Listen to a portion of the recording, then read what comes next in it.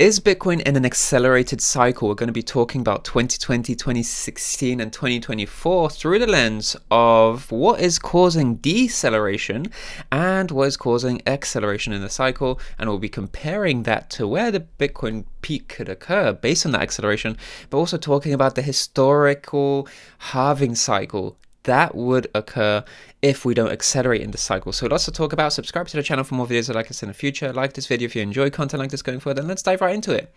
So this is the 2024 cycle, and the way I like to answer the question of an accelerated cycle is to look at history and understand that in cycles we see periods of underperformance and overperformance. So if we just juxtapose this 2016-2015 accumulation range and compare it to this one here and then compare it to this one here, these are all accumulation ranges that tend to occur around the same time. And what's interesting about the macro downtrend for each of these cycles, when this macro downtrend breaks, that's when a new macro uptrend begins for Bitcoin, and then we rally to new all-time highs over time.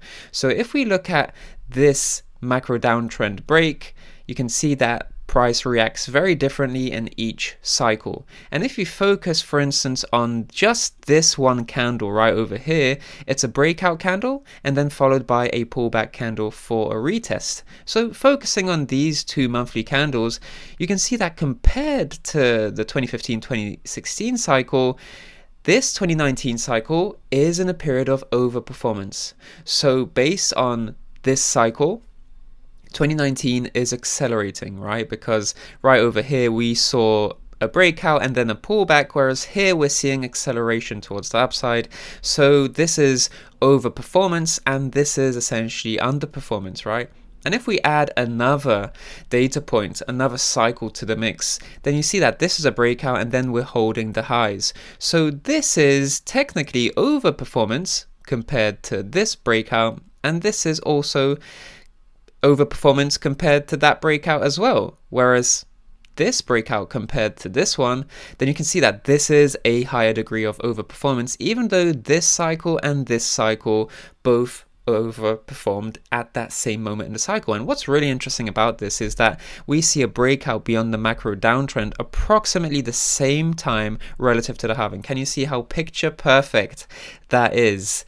Just the box fixates perfectly here. Here you had 396 days before the halving, and here you had approximately a year before the halving where we break that macro downtrend. So it's approximately a year, and so really interesting to see how this is corresponding to that halving cycle. But we've been talking about this 2-month period, but if we really now extend it to the pre-halving period, for instance, so from macro downtrend break to the halving, if we compare it to this cycle, then here we enter, we break out, we retest and then rally, reaccumulation period and then rally again. If you compare it to this cycle, for instance, this period was overperforming, completely overperforming 2016 compared to this period, overperforming this period as well. So 2019 was overperforming, and then 2023 was still overperforming to an extent, although we did see a recovery here. But if we focus on the pre-halving period, we have a breakout, pullback, retest, trend continuation, reaccumulation, and then breakout. Here we see overperformance and then a pullback for many months. So while we overperformed in this cycle, we then saw underperformance and mean reversion. So just reverting back to the mean, overperformance, then underperformance, and that's an average. It comes down to an average here. And same thing here. We had a period of overperformance and then we consolidated for a period, and then that was just that mean reversion, and then once again breakout and then mean reversion once again. And if you look at this period, for instance, this pre-halving period, we had a breakout. This was overperforming relative to the 2016 period, which was underperforming, but it was 2024, 2023 was underperforming relative to this breakout here. And then it was actually underperforming based on 2020, well, all the previous cycles. This sideways reaccumulation, well, that was underperforming 2020, 2019, and underperforming also even this downtrend because it was just moving sideways. And if we compare it to this period, then 2016 actually begins to overperform 2024, as you can see, right? Because 2024 was moving sideways and we broke out here and then just moved sideways, so a bit of mean reversion there.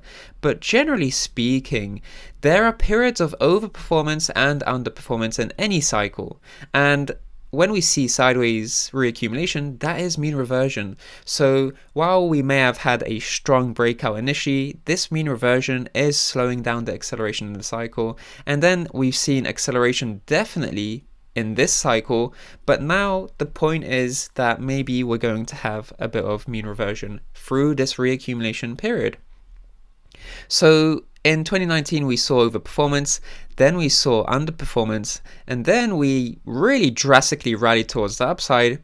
And that drastic upside was a period of overperformance, but we then saw two reaccumulation ranges to just try and balance that out and just get back to that historical norm, revert to historical cyclicality that we see here.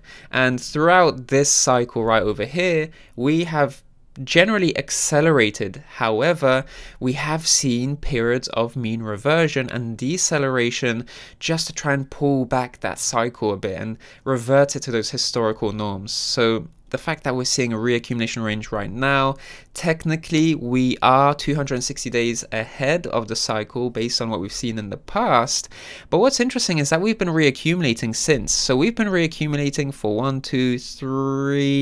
4 weeks now. So if we were accelerating by 260 days, now we've decelerated by 28 days. So that acceleration is technically now 230 days.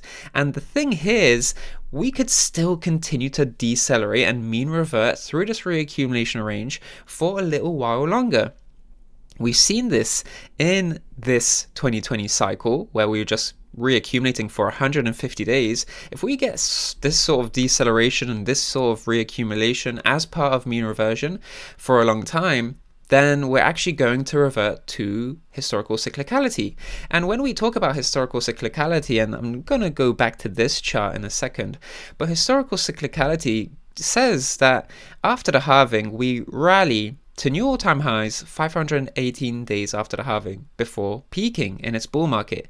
And of course, this was slightly prolonged by only a month in the 2021 cycle, where it took 546 days after the halving to bull market peak.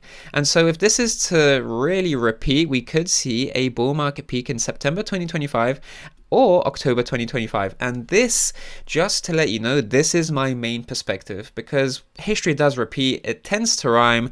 This is a cycle that rhymed based on this, right? It's never going to be maybe picture perfect. It does happen. We do see copy-paste scenarios, and some of those copy-paste scenarios are the phases in the Bitcoin halving cycle where we tend to see pre-halving rallies, we tend to see pre-halving retraces, we tend to see reaccumulation phases, and parabolic rallies. So there are some copy-paste elements in cycles, but we never see them absolutely repeat, but they do tend to rhyme. And if this continues to repeat and rhyme to an extent, we should see September 2025 or October 2025 occur as a bull market peak for Bitcoin. And this is the predominant perspective. However, we have been seeing acceleration in this moment in the cycle, and if we measure not through the lens of the halving as a reference point to guiding us when could Bitcoin actually bull market peak, but instead of the halving, what if we just look at the old all-time high and how long it takes Bitcoin to break the old all-time high and then peak in its bull market? Well, in 2013, it took 266 days to do just that. In 2017, it took approximately 280 days. And then in this cycle of 2020 to 2021, it took a bit longer, 315 days. So if we're just looking at these 266, 280, 315, maybe we're seeing some sort of increasing in the amount of time it takes for Bitcoin to rally to a bull market peak. But generally, it comes down to a range where if it's 266 days from old all-time high breakout, and we've seen a breakout, by the way, so this clock is already ticking. We've seen a breakout to new all-time highs already. If we see history repeat and the cycle continues to accelerate as it has thus far, although we are in a deceleration phase given the reaccumulation we're experiencing right now, if history were to repeat, then 266 days would see us get to December, late November 2024. 315 days would get us to early January. And if it's a bit longer because we're seeing an increasing in the amount of days piling up here, then maybe it gets us to February 2025. But I want to just stress that we tend to see periods of underperformance and historical overperformance. And if you look at this cycle 2023, this reaccumulation period upon breakout from the macro downtrend, that was underperformance relative to 2019. Drastic underperformance even relative to 2016. However, of course, if you're looking at this period before the halving, then of course this is acceleration. It's complete acceleration because in fact you're seeing 2020 and 2019 in a downtrend at this same moment in the cycle, right? This portion. So this is acceleration. Definitely. This is totally just mean reversion because we saw acceleration here and then mean reversion here, so we're coming back to an average in the cycle, whereas here in 2016 we had mean reversion at the same moment in the cycle before breaking out and then overperformance once again, but nothing beats this overperformance that we saw in this moment in the cycle. However, we always see a mean reversion. We always see balancing out in the cycles. We see greed and then we see fear. Bull markets are uptrends and bear markets are downtrends. And on a long enough scale, you see a overperformance and then you see an underperformance, and it all balances out. It comes down to mean reversion and getting to a historical average, and so maybe we're seeing that right now at this moment in the cycle. So from 260 days of acceleration, we're now down to 230 days of acceleration approximately. So if this continues for a few weeks and even better, a few months, then this acceleration is going to translate into deceleration, mean reversion, and we're going to get back on track with the historical cycles of what the halving cycle just suggests to us. So this is the predominant perspective. If we continue to accelerate, then this is the perspective we need to be paying attention to. But of course, if we're now mean reverting, we're going to be sideways moving for a long time, then of course this is going to be the main perspective to pay attention to. So this is generally the main perspective to pay attention to in my mind, because we're always going to see periods of underperformance in the cycle and then overperformance and then probably now underperformance. In fact, we are seeing that this is now underperformance because the momentum has slowed in Bitcoin's price action. We've dropped 18%, very similar to the pre-halving retrace of March 2020. So we are seeing deceleration right now. We can't seem to make newer highs right now. We're forming, in fact, a lower high relative to that upside wick here, and now a rejection here to give us potentially the top of the reaccumulation range. And I'll be talking about this reaccumulation range in a lot of detail in the next video, so feel free to check that one out. Subscribe to the channel for more videos like this in the future. Like this video if you enjoy content like this going forward. I'm Rekt Capital. Thank you so much for watching this video, and I'll speak to you in the next one. Speak to you soon.